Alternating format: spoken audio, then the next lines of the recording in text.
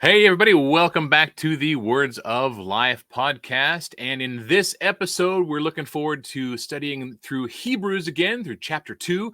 And we want you to know that in this chapter, in this episode, we're going to be discovering the first warning that we have in the book, talking about the fact that we can drift away and neglecting our salvation.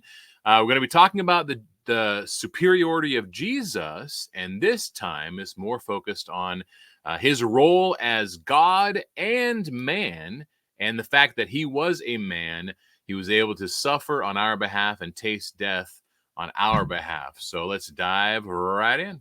Sing them over again to me, wonderful words of life. Let me more of their beauty see, wonderful words of life.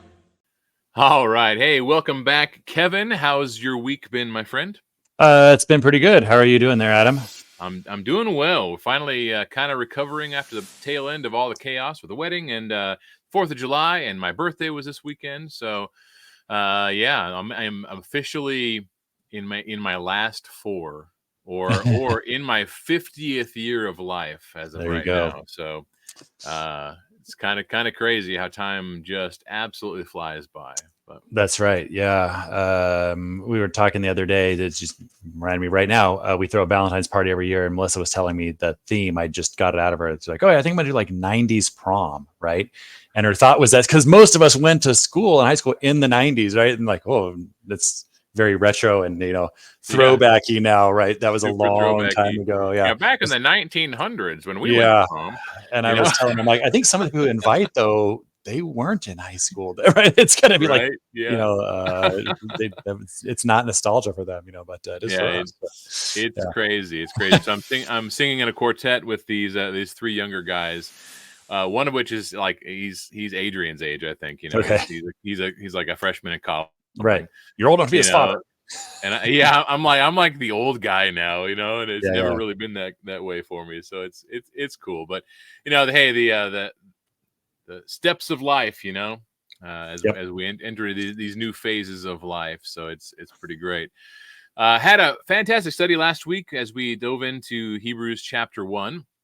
And I hope for all of you out there that are paying attention, I apologize for the delays. We had it recorded and I forgot my drive here at home, and I wasn't able to get my mother-in-law. She was incapable of She's a good sport, but she couldn't work she out. really tried hard Right, yeah. to She couldn't work out follow the my tech for you there. instructions and find it on my computer. But Yeah. but anyway, we got it out on Thursday, so we'll have this one back on schedule as of Tuesday. So and listen, my birthday was Saturday, the 13th. That also happened to be the day when current events being what they are, everybody's talking about what happened to former President Donald Trump, and we just wanted you guys to know our thoughts on that. This is not about politics. It's about the fact that the realities of life in this world that we live in, it's full of evil and it's full of hate and it's full of bad things that happen. And we want you to know and to be encouraged, hopefully, that your relationship with Jesus secures your home in heaven. And there's nothing this world can throw at us that's going to change that. We just got done studying the book of First John, which was amazing. And that book is so full of confidence building for our faith and for our ability to understand and to know that we have a home in heaven. And just rest on that. And, if you want to throw some extra comments in there as well, Kevin, that'd be great.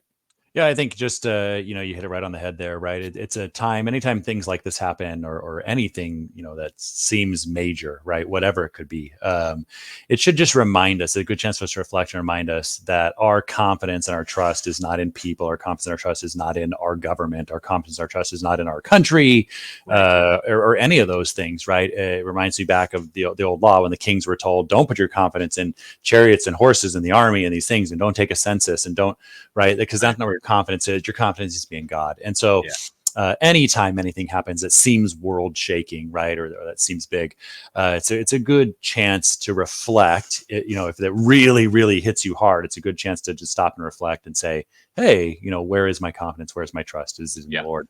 And we sometimes sing a song. Many of you may be familiar with it, right? This world is not my home. I'm just a passing through, right? Passing through. That's right. Or here we are, but straying pilgrims, one of my daughter's favorite hymns, right? And so it's a good reminder just to be checked, to be like, yeah, like things happen. We live in a world that's fallen. We live in a world where bad things happen all the time, right?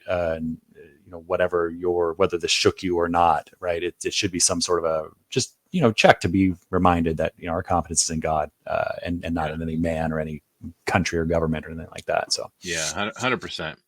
So that being said, let's dive right in. Recap just slightly. We'll go ahead and I'll take it back a slide or two here. We covered chapter 1 last week, and just as a reminder, the book of Hebrews is basically about the superiority of Jesus, one of its major themes. And the author of this book is setting up an argument. And he started with an argument, meaning like a court case. I have my foundation, and I'm going to build on it layer by layer to end up with the end result being that Jesus is where we need to put our trust, which is what we kind of just talked about. But the supremacy of God's Son is the heading there in chapter 1. And he talks about that Jesus is superior to the angels, and he's superior to nature itself and the universe, and that Jesus is everlasting and he doesn't change. And that, we have, we can just be in awe and praise Jesus because of his nature. When we get to the end here, it talks about, again, just finishing up the fact that no angel ever was told by God that they were his son. In fact, they were created specifically with a great and fantastic and wonderful and powerful job to do, which was to both bring the word to mankind and to facilitate our salvation through it. And they're all ministering spirits sent out to serve for the sake of those who are to inherit salvation. So the angels are there to help us. And we're so thankful that God created them for that purpose. Let's go ahead and get into chapter 2. And if you want to, Kevin, I don't know if you just want to stop at the first verse. Yeah, or maybe just through like 4. That's kind of the whole warning there, perhaps, right? So we'll just grab it all together. So building on that idea, right, that angels were that he's superior to them. He's reigning till all enemies are his footstool. The angels are just these ministering spirits for the purpose of salvation. And so then he's going to make this point, his first sort of warning. As we mentioned, there's several warnings. So here's the first one. It says, therefore, we must pay much closer attention to what we have heard, lest we drift away from it. For since the message declared by angels proved to be reliable, and every transgression or disobedience received a just retribution, how shall we escape if we neglect such a great salvation? It was declared at first by the Lord, and it was attested to us by those who heard. While God also bore witness by signs and wonders and various miracles and gifts of the Holy Spirit distributed according to his will. So, we dig right in there and we see this warning, right? As we mentioned, there's lots of them. The first one is pay attention, right? If you're trying to write down what is the warning, there's, specifics about it, but the warning is pay attention, right? Yep. Be aware, give more earnest heed. I think if you read the old King James, right, that's the warning, pay attention. And, for me, that's incredibly relevant in our modern society. Especially because if you go anywhere all the time, people are consistently and constantly distracted, right? I mean, we've built devices that we carry around in our pockets that are distraction devices, right? And so you can be having a conversation with someone and they pick up their phone and they look at it and they're like, what was that? Huh? Right. I mean, we're constantly in a state of distraction. And so this warning of pay attention, this is something important, is incredibly relevant today, just as it was back then. Well, and this is, if you're taking notes, this is going to be a recurring theme for the next few chapters. This idea of paying attention and drifting away. is going to be a recurring theme. And anytime something is repeated enough times, it must be important. Yeah. And so, because it's going to be repeated a bunch of times, we really need to pay attention to what is he talking about? What's the danger? What's the warning? I truly believe that Satan, one of his favorite tools is just to alter the truth a little bit, just enough to change course on people. And I think this idea that now it's complicated. How are we saved? We are saved by so many things. If you just read through the New Testament, we're saved by grace. We're saved by faith. We're saved by baptism. We're saved by belief. We're saved by, and so is it just one? Is it all of them? Yeah. And so drifting away is a real possibility. Yeah. And he says that here, right? That, we need to hold fast to what we're supposed to be paying attention to or holding on to is the things we have heard, right? And so what he wants us to hang on to here specifically is we need to hang on to the word. We need to hang on to the word which was given, lest we drift away from it, or I think some of the translations will actually render it, lest we let those things slip, right? We let the word. So in one sense is us drifting away from the word, which is accurate because the word doesn't move. The other sense is kind of more human in our mind, in that we let the word just kind of fall out of our hands and drift away from us, right? Because we neglect it, right? And so we forget about it, and so we go. I may have used this example before, but I've gotten to the point in my life where if I'm not mindful of where I set things down, then I'll forget where I put them. Right. And so probably 5 years ago, I told my wife, get me a work apron for the shop, because I waste, if I'm working in the shop for 4 hours, I waste an hour looking for the screwdriver or the pencil or the whatever I put down. Right. The pencil goes right there. Yeah. Yep. And so if I'm not mindful and I put something down, I'm not paying attention where I put it, then it drifts away, right? I neglect it and it drifts away, even though I neglected it only for a moment. And that's what he's saying here. Be mindful, pay attention, lest you do that with the word of God, right?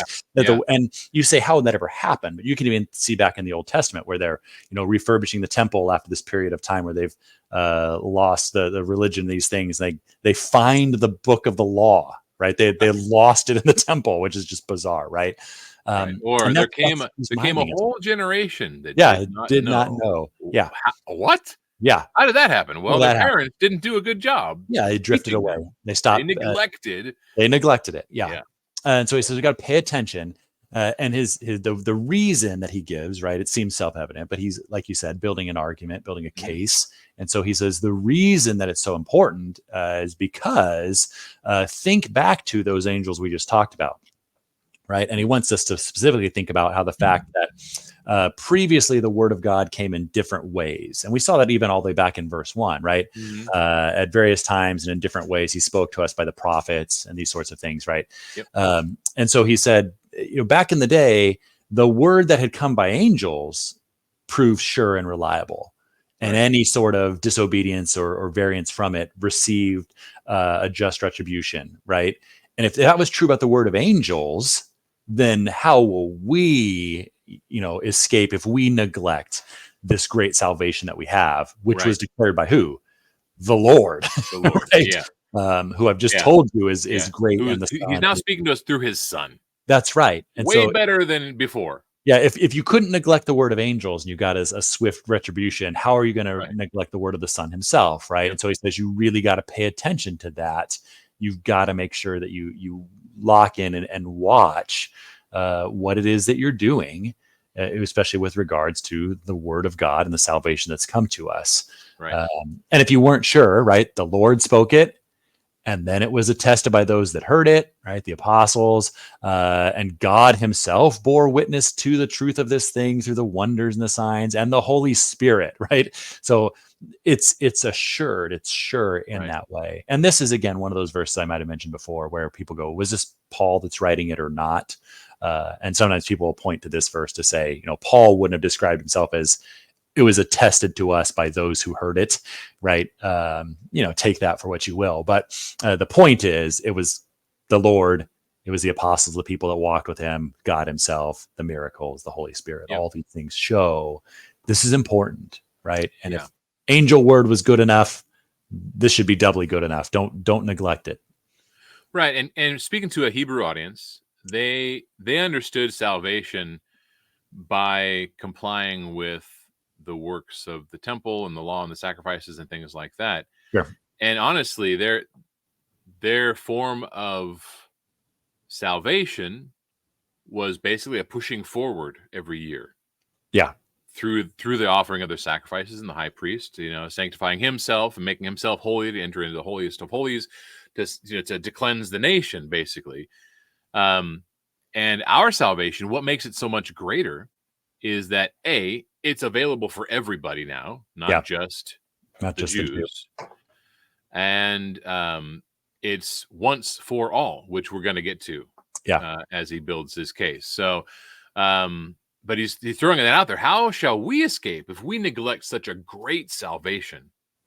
Like, it's perfect. You can't get any better than this. And if we neglect that, there's no escape, is basically what he's saying. Expect just retribution would be his sort of statement, right? We should expect that we receive a just retribution for that. Yeah, exactly. If we do such a thing.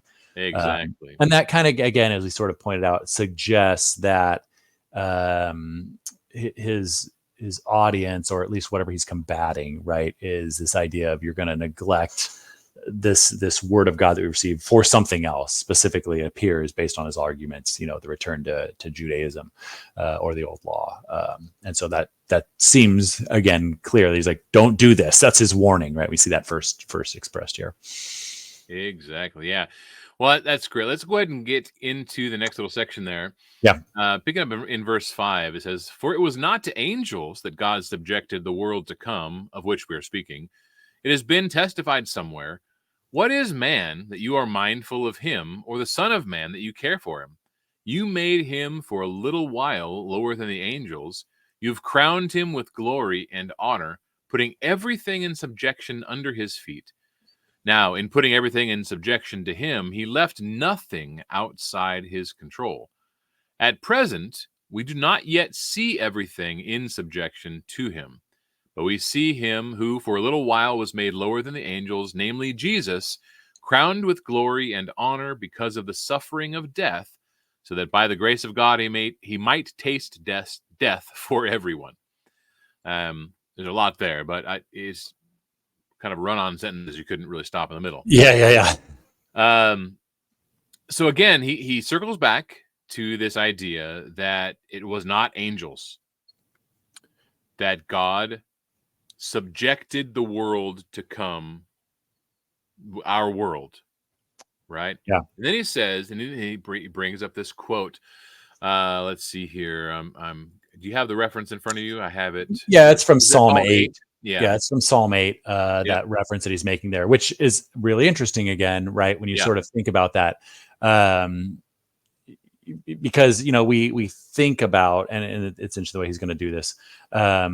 We think about that statement, you made him a little lower than the angels. And we think immediately of Jesus, that he did that temporarily. He made him lower than the angels. He made him man. Right.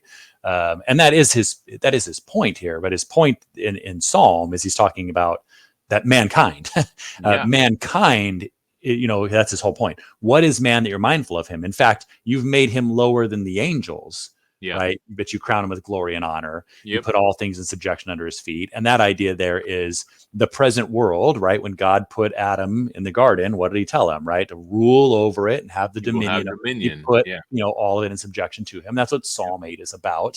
Right. And what he's saying here is he's laying out this importance of the humanity, because now he's going to talk about how Jesus, the Son, became human, right? Yeah. And so he's saying to none of the angels did he give that. We don't think of it in this way, but he never gave any of the angels the honor of becoming man, right? Which is kind of what he's saying here. That although they apparently can appear in the form of man, yes, right, they're not actually living as humans. Yeah, apparently not, right? As I think the idea there especially is, we think of some examples that might be really clear, like when the angels appear to Abraham, right? That's probably a good example. They show up. The same angels went on to see Job. right? Yeah, right, Yeah. right. You see these different things where angels show up, they're there, he makes them a meal, this whole deal, Yeah. right? He feeds them, they eat apparently, right? And so you're like, well, it appears that they're right, but how is that different than the Christ, right? Right. They weren't born into the world, grow up, do this thing, go and then die a physical death, right? It appears they just took on some sort of human form, right, and interacted in human ways. But right, it's not that they truly became flesh.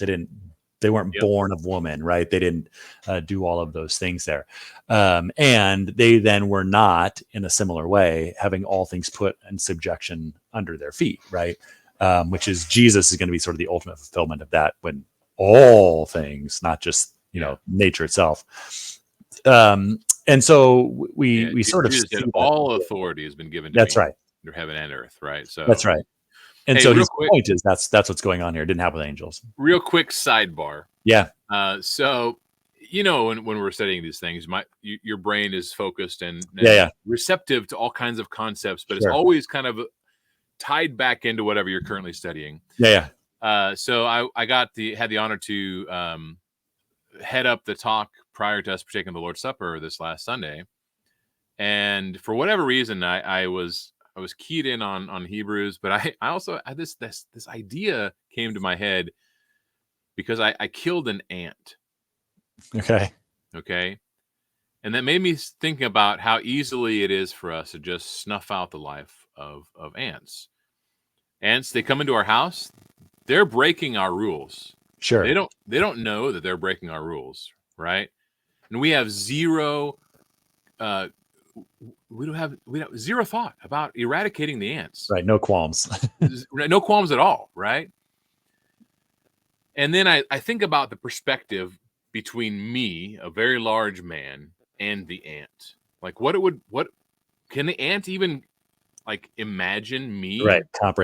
Comprehend the vastness of me from their perspective?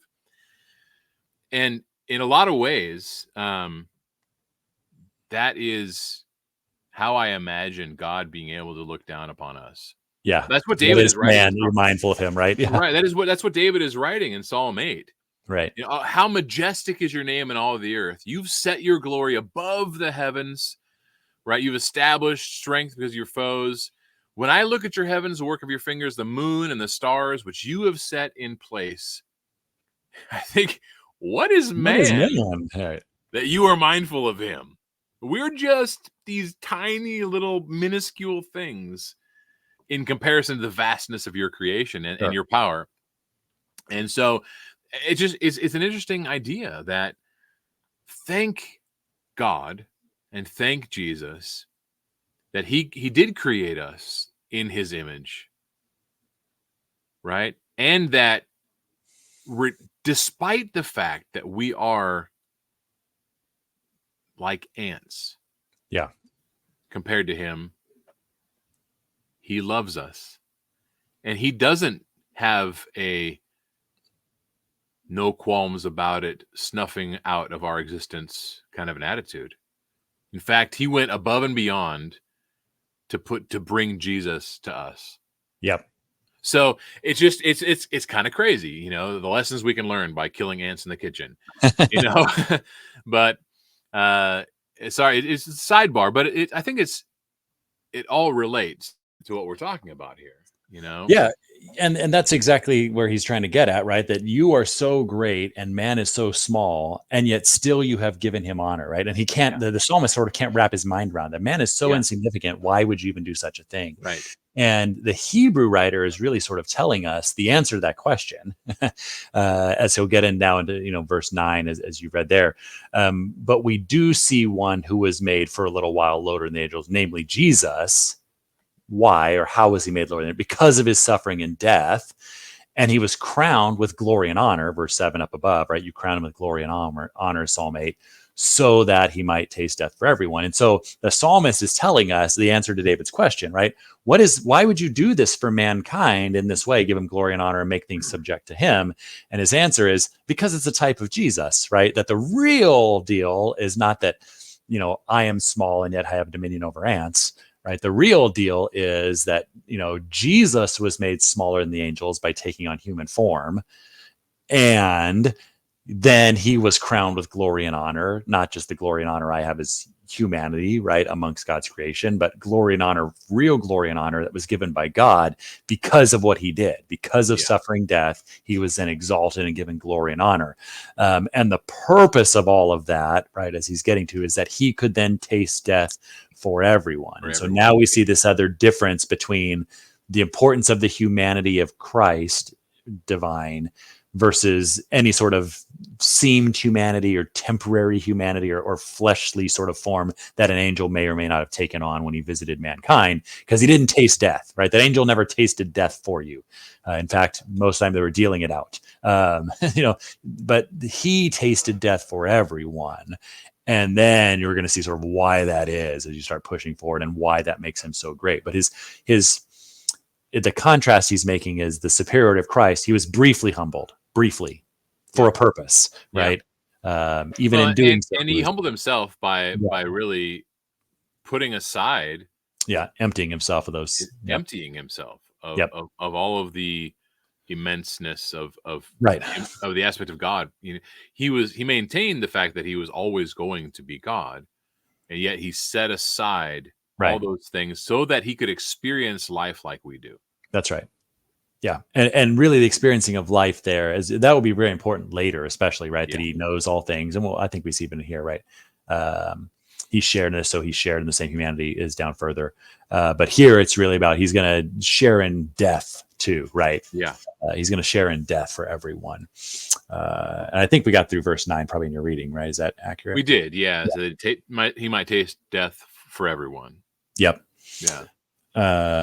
So we're going to keep driving here then into verse 10 and on. Let's see here.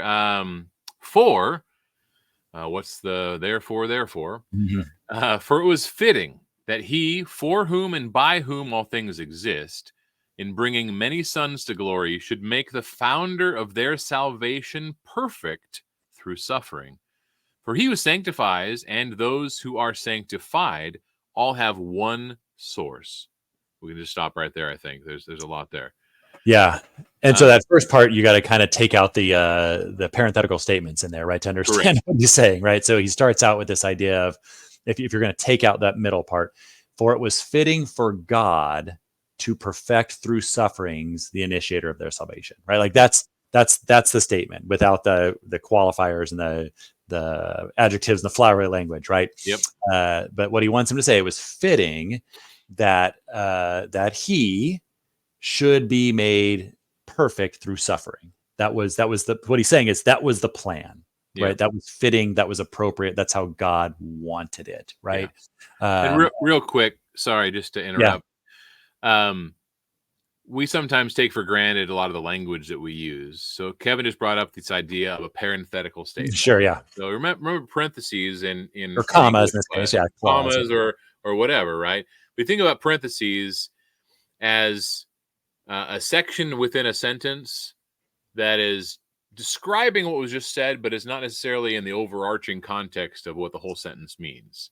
Right. So, for instance, in this particular sentence right there in verse 10, it says, "For it was fitting that he, comma," referring to now he's going to say, let's something more about this he, right? For whom and by whom all things exist, right? And bringing many sons to glory. So, and then it was more is, and because it was fitting because he was bringing the glory. So one describes the he, and one describes why it was fitting.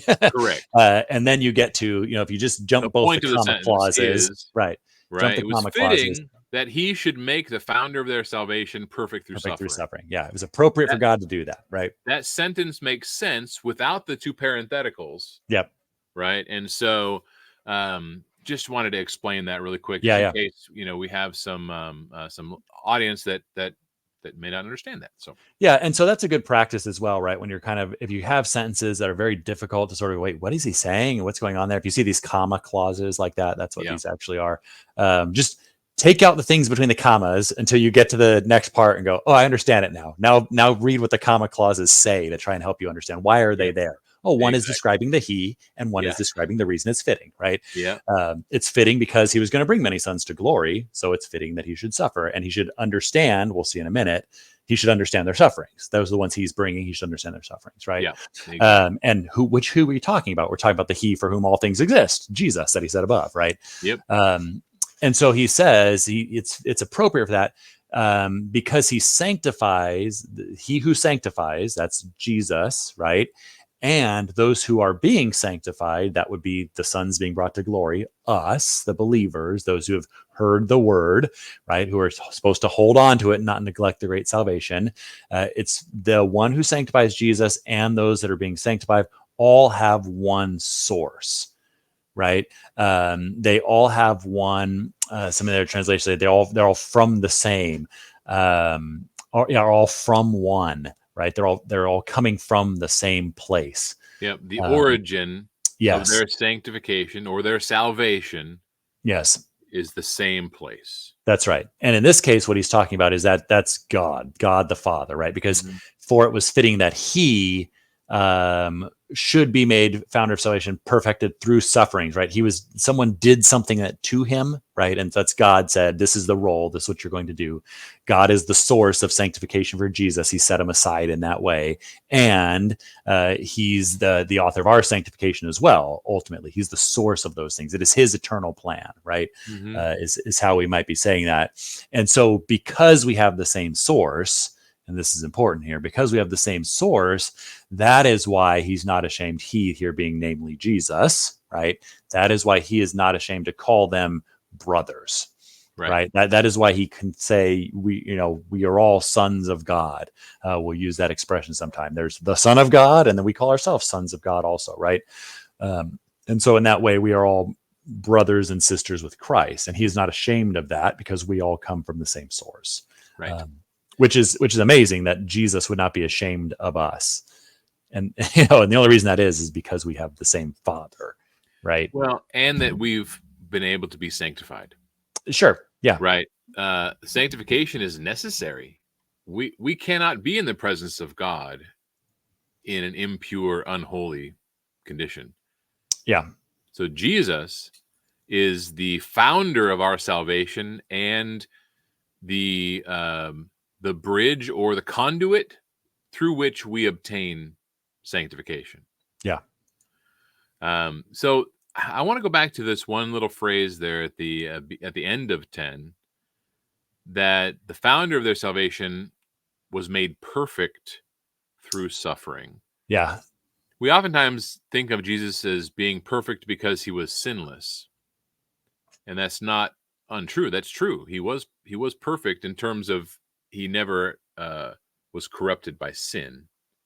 He never was disobedient to the Father. But in a real sense, had he not suffered, he would not have been perfected in terms of his purpose of why he came. He had to suffer. That's right. And I think, what's helpful for me, right, when I think about this word, a lot of times, almost always, there's probably some exceptions, but almost always you can substitute the word perfect, because we have an idea in our English what perfect means, right? We talk about a perfect score, right? Being I got 100% on a test, right? Yeah. But the word here is really more this idea of completeness or fullness, right? And so, Jesus was made complete through his suffering. And the reason he was made complete through his suffering, we'll get to in a minute, or we actually saw it before, that he would taste death for everyone, right? And we'll see in a minute as we get down to it that allowed him then to understand humanity in a way that he could be merciful to them, right? And so this idea of perfection then is this idea of his sufferings completed him in his mission as the Christ. I mean, it didn't complete him as God, right?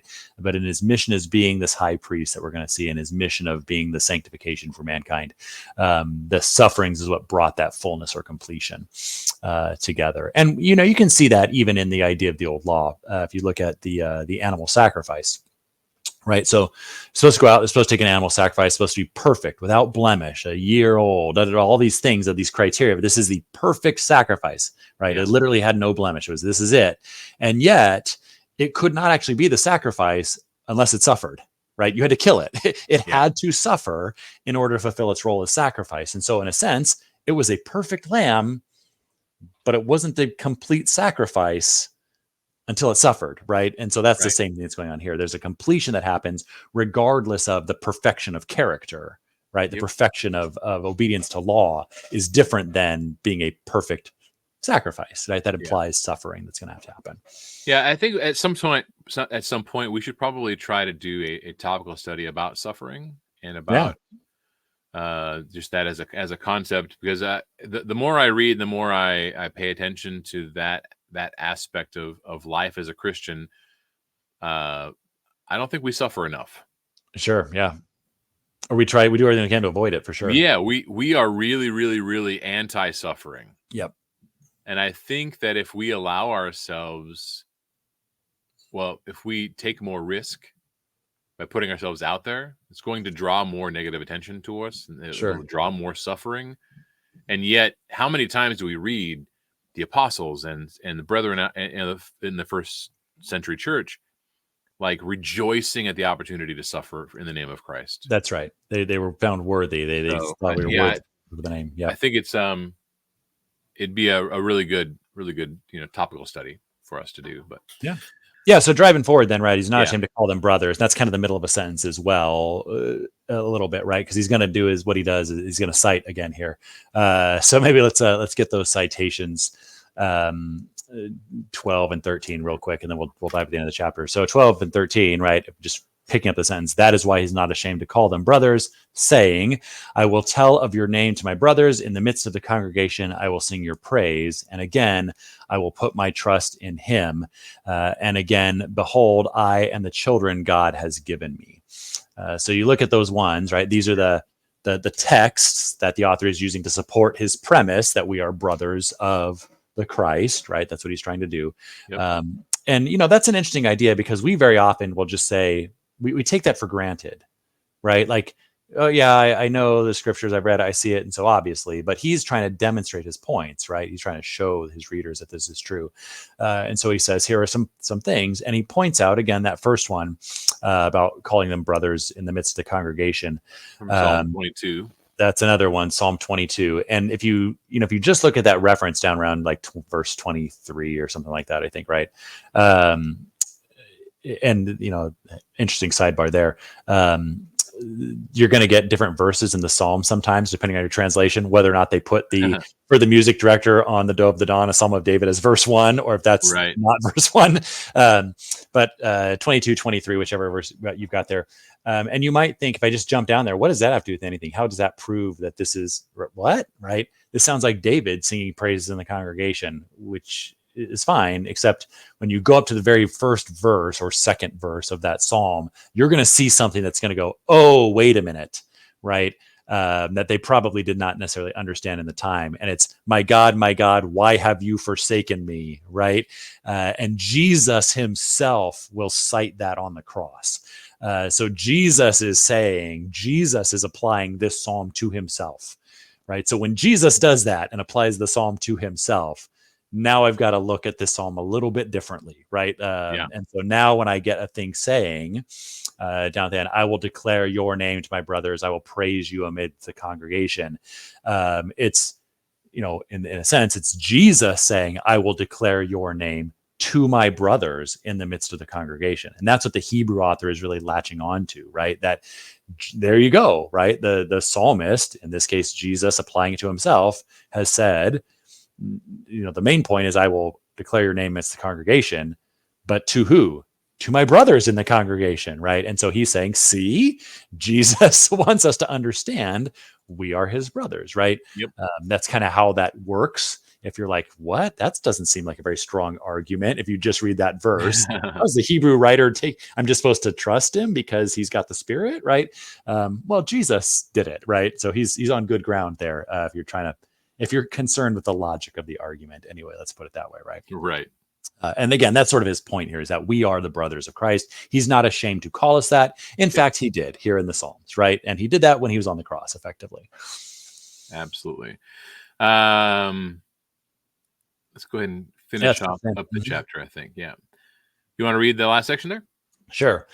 Since therefore the children share in flesh and blood, he himself likewise partook of the same things, that through death he might destroy the one who has the power of death, that is, the devil, and deliver all those who through fear of death were subject to lifelong slavery. For surely it is not angels that he helps, but he helps the offspring of Abraham.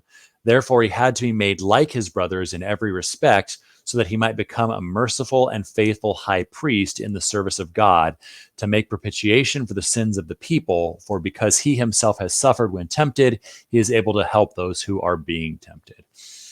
Yeah, it's a fantastic little little feather in the cap, so to speak, of his argument that he's making here, because he says, we just talked about that Jesus did all these things, and he became a man, and he suffered for us, and he partakes the same source of sanctification, and he tasted death on our behalf, and we are his brothers, and we're also human. So he was human, we're human, we both share in this flesh and blood aspect, this reality, but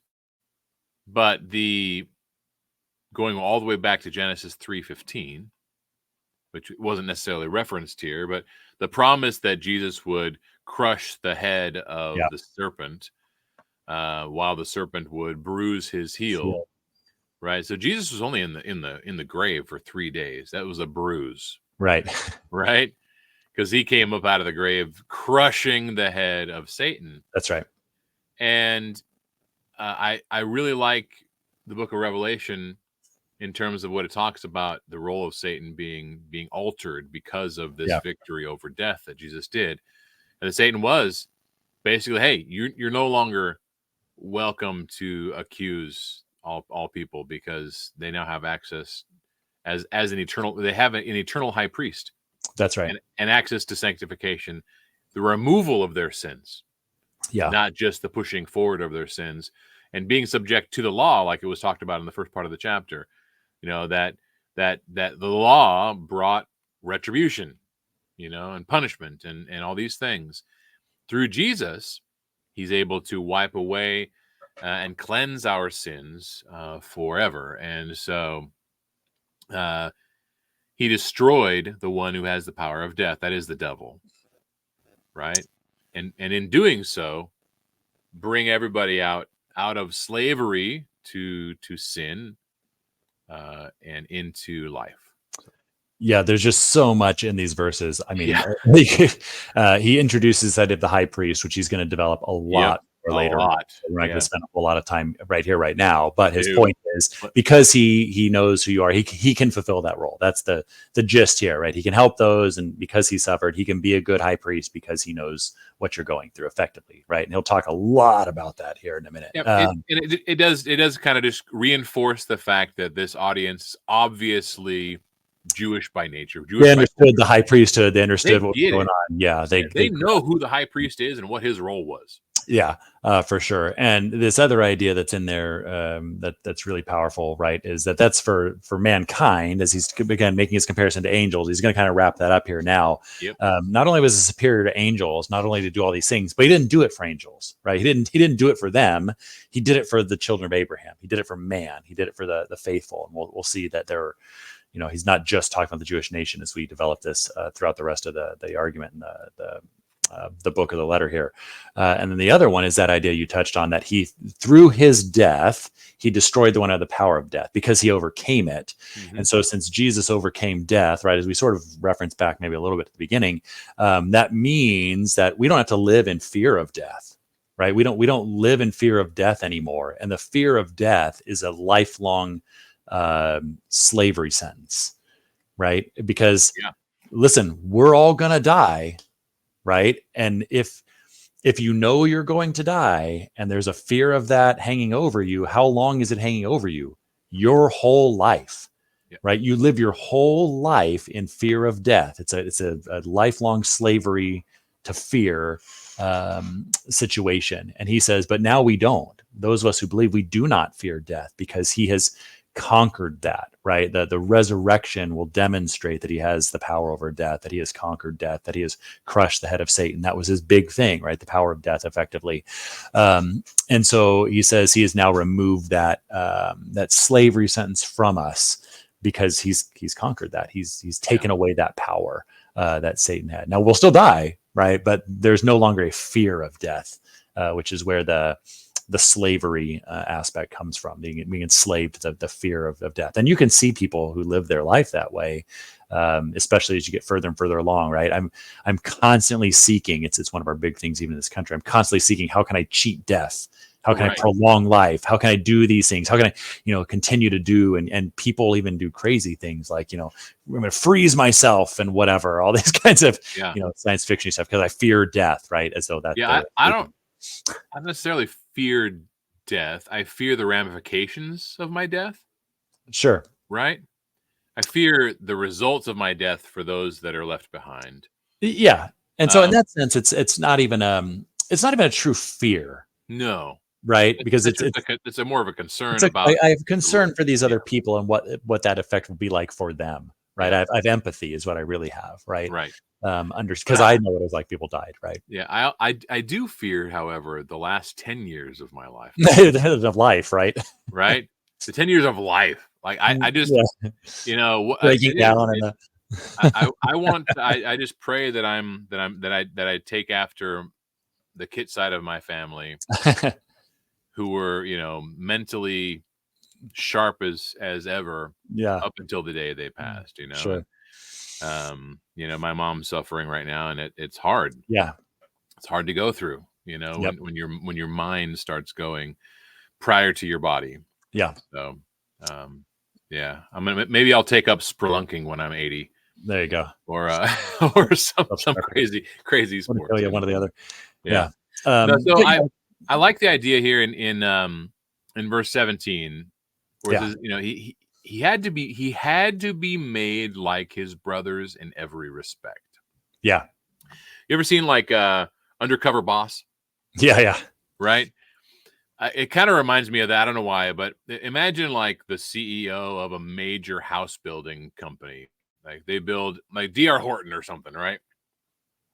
The guys who build the houses, they probably don't know who the CEO is. Who he is, right? I wouldn't recognize him. Yeah. But imagine the CEO just showing up on job site, strapping on a tool belt, and just busting his tail there with those guys for a week. Right. Right. He has to know it's better for him to know to do his job. It's really probably really good for him to get out there and know how the houses are built and to associate himself with his workers. Right.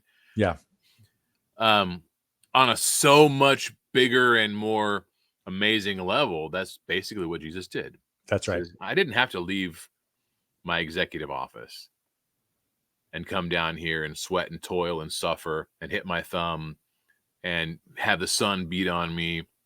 I could have been nice and comfy back in heaven, but I love you so much that I'm going to become just like you in every respect. That's right. And what that allows them, right? It allows them then to be a merciful and faithful in his role, right? And both of those things are things that were completed in his humanity. Yeah. Could he have been a faithful high priest without understanding what we go through? Perhaps, right? I mean, I could argue that, he could still execute the duties, maybe, right? But the merciful aspect really is what we see there, right? That he understands and he knows. So he can be not only a faithful high priest in the service of God, but he can also be merciful in so doing, because he knows what they're going through, right? As it says, he can suffer when tempted because he also suffered when tempted, so he can come to their aid. And that's probably a good place to leave it. And next time he'll really pick up then on that idea of the high priest, and that's going to sort of move us forward about this high priest idea he's introduced. He's going to start talking about that. Yep, absolutely. All right. Hey, well, we hope this study's been beneficial for you all. And we never like to leave off an episode without giving you an opportunity to reach out for our help or our aid, anything you might need, add you to our prayer list, and or answer any of your questions. So if you have any questions about the book of Hebrews, about any of the concepts that we've discussed here, please don't hesitate. Just, Words of Life 4316, which is the channel name, at gmail.com is our email address. And feel free to just drop us a line with anything you might need. In light of what we kind of opened up with in terms of current events, we would say just double down on your faith, pray a lot for our country, pray for peace and not violence, and but double down on Jesus, because he's the answer. Yep. All right, guys. God bless. We'll see you next week.